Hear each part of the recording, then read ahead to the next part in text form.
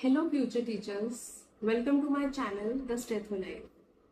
सो आज हम जिस टॉपिक के बारे में पढ़ने वाले हैं वो एनटीईटी एग्जाम के सिलेबस में सबसे ज़्यादा वेटेज कैरी करता है। That is teaching and the concept of teaching, the uses of teaching, levels of teaching, etc. So basically today we are going to understand what is teaching and what is the teaching process. Teaching is basically sharing of knowledge and skills with the learners. मतलब जो आपके students हैं या जो सीखना चाहते हैं, आप उनके साथ अपनी नॉलेज, अपनी स्किल को शेयर करते हैं। Teaching is not just about passing information, it is not just about passing the data, it is more about meaning the knowledge or teaching meaningful to the students. It is not just about giving facts but getting the students involved in learning. मतलब आपके जो students हैं उनको आपसे पढ़ने में मजा आना चाहिए। उन्हें पता होना चाहिए कि वो जो सीखना चाह रहे हैं आपसे वो क्यों सीख रहे हैं और उसका आगे उन्हें क्या यूज होगा, और ये सब आप ही उनको बताते हैं, यानी कि टीचर्स। जो हमारे स्टूडेंट्स हमसे सीखते हैं, हमें उन्हें इस तरीके से सिखाना चाहिए कि वो उसे अपनी रियल लाइफ में अप्लाई कर सके। अगर हम डेफिनेशन के हिसाब से देखें, so teaching is a complex process that brings a socially desirable behavioural change in a person.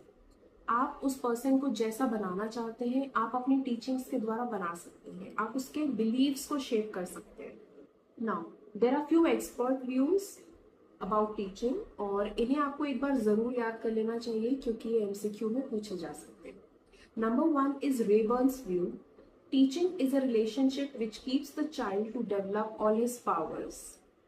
Now Smith's view says that teaching is a system of actions intended to produce learning. Burton's view says that teaching is the stimulation of guidance, direction, and encouragement of learning. Now let us understand the objectives of teaching. So basically teaching हम क्यों करते हैं? उसका belief shape कर पाए, उसे एक बेहतर इंसान बना पाए जो कि सोसाइटी में कुछ कंट्रीब्यूट कर सके। आप किसी भी चीज के बारे में पढ़ा रहे हो, बट वो उस इंसान के लिए बेनिफिट करना चाहिए।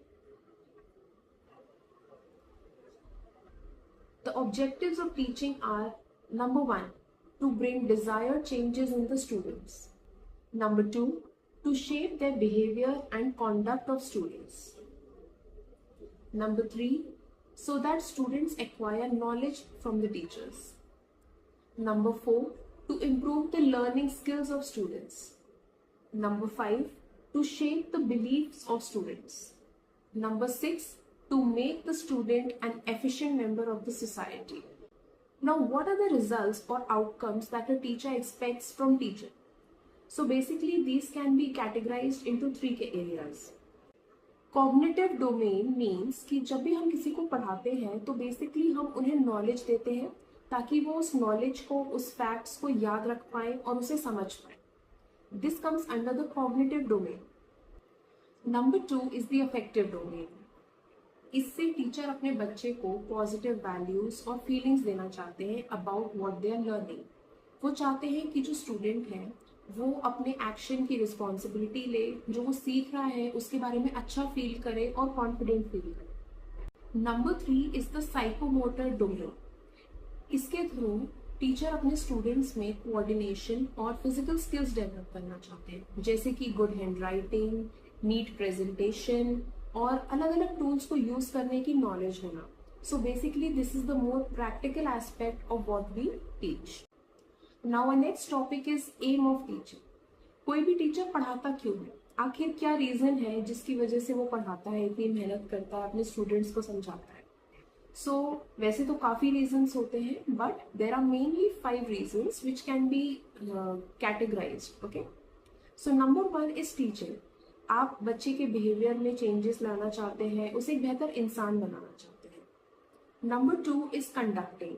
आप बच्चे की लर्निंग स्किल को कंडक्ट करना चाहते हैं, उसे बेहतर बनाना चाहते हैं, बच्चा कोई स्किल सीख ले और अपनी लाइफ में उसे यूज कर पाए। That is our purpose. Number 3 is training. इसके थ्रू टीचर्स अपने स्टूडेंट्स का बिहेवियर, उनका कंडक्ट, उनको शेप करना चाहते हैं, वो सोसाइटी में एक रिस्पॉन्सिबल सिटीजन बने, इसका ध्यान रखते हैं। Number 4 is instruction.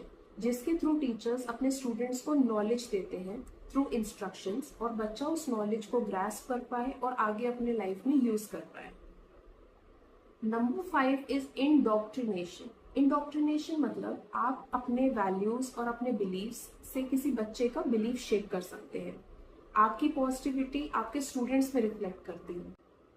आज के लिए बस इतना ही। So if you have any doubts related to the topics that we have studied today, please drop them down in the comment box. Thank you.